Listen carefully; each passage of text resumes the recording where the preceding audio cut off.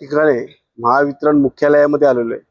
कल्याण पूर्वेच्या संबंधित तक्रारी बाबत आज अधिकाऱ्यांची भेट घेतली आणि त्यांना या सगळ्या समस्या सांगितलेल्या आहेत। आज आपण जर बघितलं अनेक जे मीटर आहेत लाईट बिलचे ते सगळे फॉल्टी निदर्शनात येत आहेत। अनेक ग्राहकांना आवाजावे बिल येतोय, वाढीव बिल येतोय आणि पूर्वीच्या बिलामध्ये आताच्या बिलामध्ये मोठ्या प्रमाणात तफावत आहेत।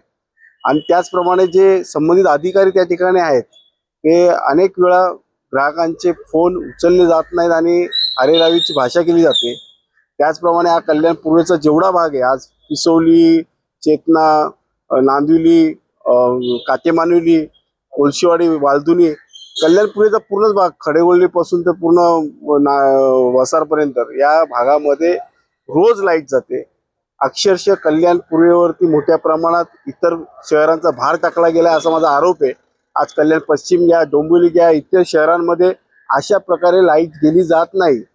आमच्या कल्याण पूर्वेमध्ये मोठ्या प्रमाणात तक्रारी लोकांच्या वारंवार येत आहेत। रोज लाईट जाते आणि या पावसाळ्याचे दिवस हे विद्यार्थ्यांना त्रास होतोय। त्याचप्रमाणे ज्येष्ठ नागरिकांना जे आजारी घरामध्ये असतील त्यांना त्रास होतोय, महिलांना मोठ्या प्रमाणात मनस्ताप होतोय। त्यामुळे आज त्यांनी सांगितलंय आम्हाला की आम्ही बिलासंदर्भात शिबिर लावतो।